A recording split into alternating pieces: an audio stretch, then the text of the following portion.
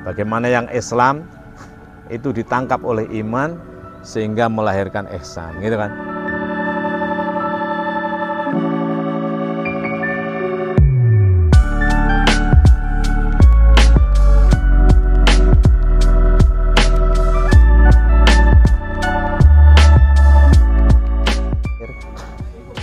Pakai tanganmu, pakai gerod, apa aja. Tapi kamu akan berupaya menangkap makna, misalnya epistemologi kan? Oh, yang dimaksud adalah. Nah, ini masing-masing perlu kebenaran dan ketepatan supaya ada nilai guna. Kalau saya bermaksud air itu adalah untuk minum saya, tentu kalian beda kan? Kalau kamu mampu menangkap teks yang saya sampaikan.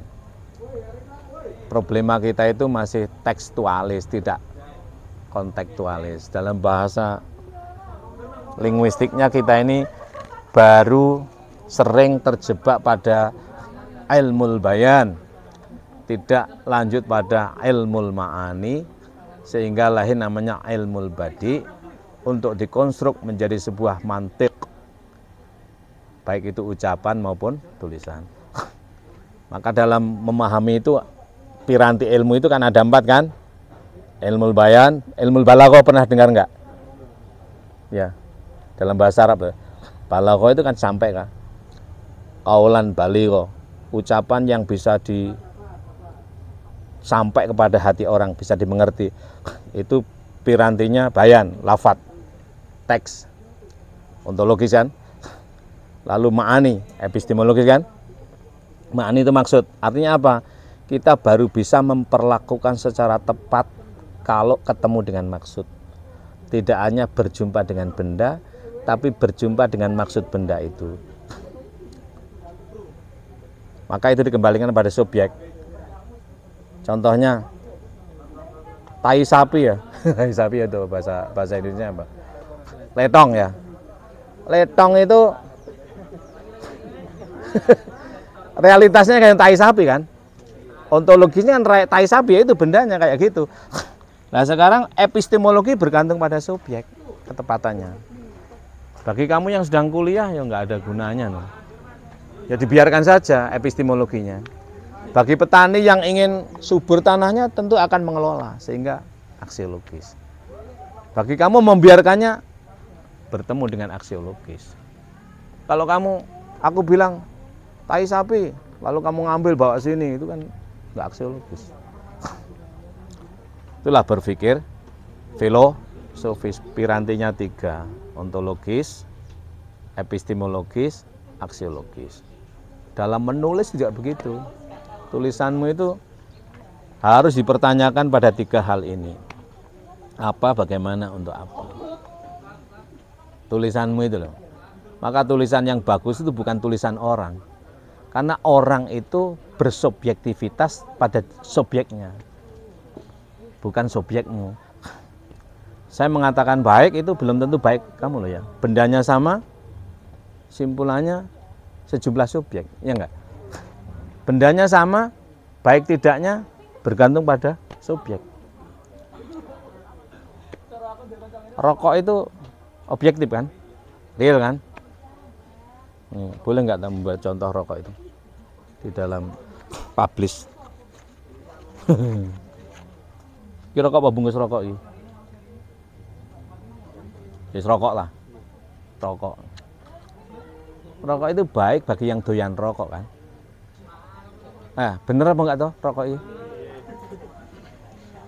Bagi yang doyan sih baik. Gini-gini aja, ojo rokok lah. Ada perempuan cantik ya. Tubuhnya aduhai, kulitnya mulus. Terus gimana lah begitu? Mandi telanjang bulat di sungai. Saya tanyakan pada kamu, itu baik nggak itu? Loh, gimana? Jujur gimana? Baik nggak? Kamu mestinya nggak perlu berpikir. Wong perempuan cantik itu pasti baik. Kecuali ada perempuan cuelek, nggak cantik, mandi telanjang, pasti nggak. Ya itu nanti coba perhatikan. Ada perempuan cantik, kulitnya mulus, tubuhnya aduhai, mandi telanjang di sungai di tempat terbuka, baik nggak itu? Kalau terbuka nggak baik. Nah, karena banyak orang nggak menjawabnya. Coba sendirian berempat. Gitu kalau banyak yang mandi suka Pak saya, gitu beda. Artinya apa? Bahwa subjek itu menentukan subjeknya. Subjek itu bersifat subjektif. Tapi kesimpulan subjek itu tidak merubah objek. Mau katakan jelek, mau katakan baik, mau katakan maksiat, mau katakan dosa, pahala, tetap apa adanya. Kiai yang paling alim, misal kiai yang paling wirai siapa misalnya? Kiai Hamzawi misalnya. Kenal nggak Kiai Hamzawi? Ya. Jadi ditunjukkan gambar wong wedok uwayu. Di tengah mahasiswa, "Yai, ini ya namanya." "Waduh, maksiat itu." Iso ngono ya. Tapi kalau empat mata misalnya, ya ini terus ono enggak tunggal iso ngono. Jadi subjek itu subjektif dan subjektif itu bergantung situasi dan kondisi yang sangat berpengaruh pada objek-objek lain. Bisa dipahami enggak itu? Subjek itu bergantung jumlah subjek, objek itu ya objektif apa adanya. Air mau katakan panas, mau katakan dingin, mau katakan hangat, mau katakan apa saja, tidak merubah air keadaan ini tetap objektif, realistik. Nah, seperti apa? Menurut teori subjektif bisa sejumlah subjek. Disinilah terkadang antara ontologis dengan epistemologis itu berbeda-beda kan? Maka kebenarannya epistemologis itu subjektif. Ontologis kebenarannya adalah objektif, realistik. Bagaimana yang objektif realistik ini berjumpa dengan subjektif, tapi sama-sama melahirkan aksiologis nilai faedah. Di mana masing-masing orang itu berbeda. Maka orang yang mendalami filsafat dengan kerangka berpikir tiga itu tadi, hendaknya lahir pada diri orang itu orang yang arif, bijak. Bukan arif bijak sini kan? Arif bijak sana. Kenapa kok bijaksana? Ya karena kita menghargai subjek kan. Bisa nyantol nggak tadi? Nyantol apa rata? Ya bagus, ya bagus. Gimana Gus?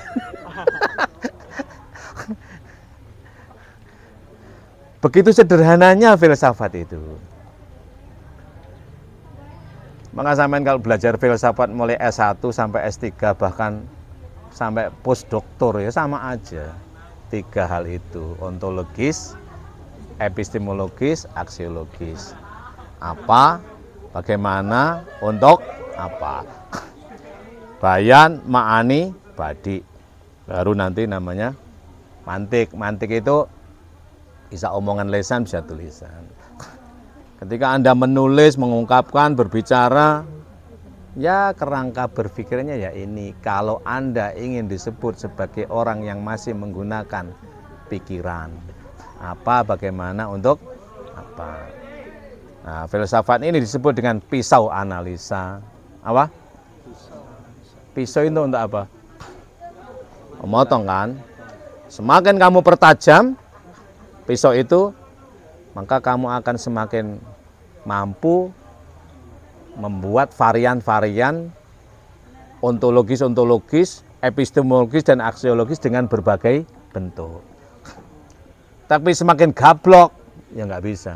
Ladingmu kecil dan tajam, kamu bisa membuat irisan daging itu menjadi sate yang kecil, menjadi apa. Tapi like gablok ya jadi loro tok, nggak enak dimakan.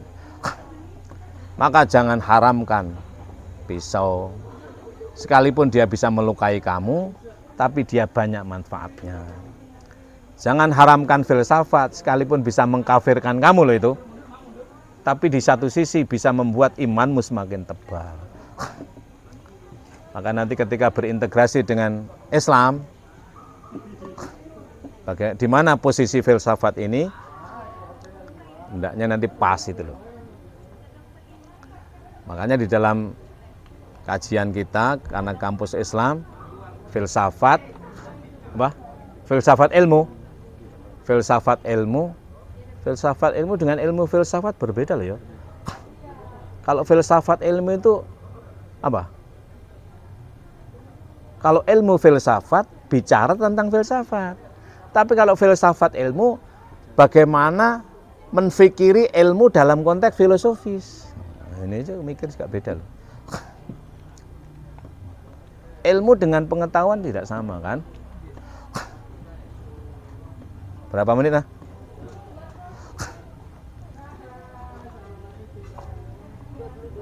22 menit. Ini bicaraan dulu ya. Filsafat dulu secara umum. Lalu nanti setelah ini kita akan bicara integrasi Islam atau integrasi agama. Ya, sampai di sini dulu ya. Ya, minum dulu loh. Kok koyo nggak iso nyanteng nih ya. Pada sungkan toh. Kita umumkan ya, semua lulus dapat A loh. Guyu loh. Atau dibalik, semua nggak lulus.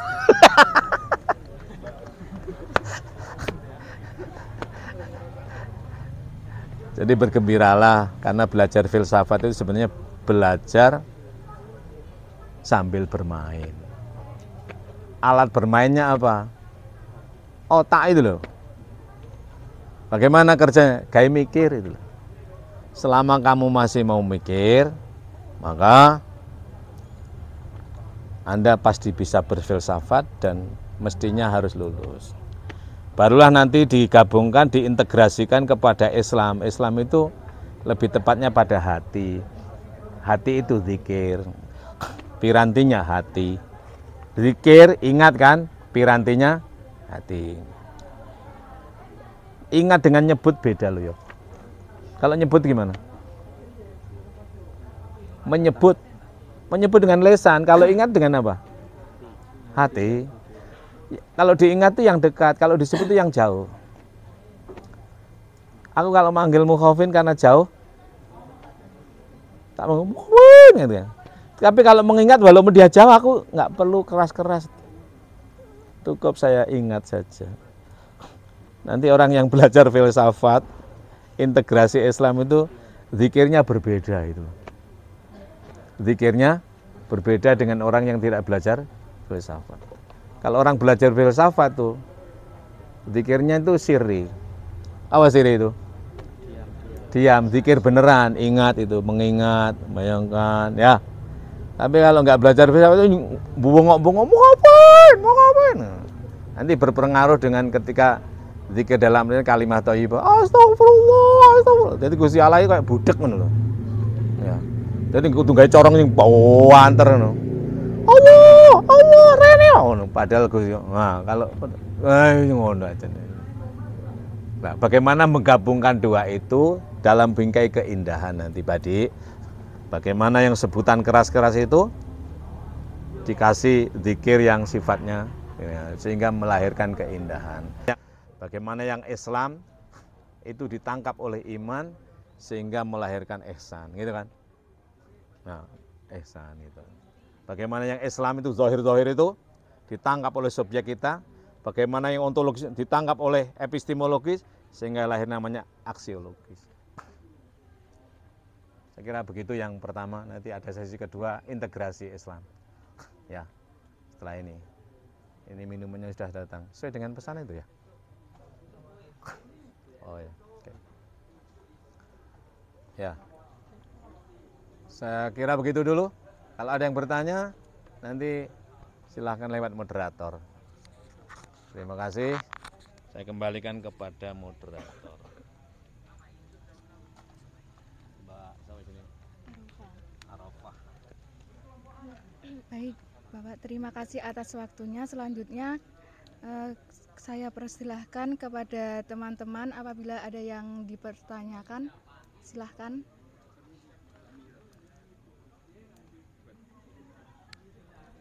Kalau tidak ada, berhenti dulu. Kalau tidak ada, diakhiri.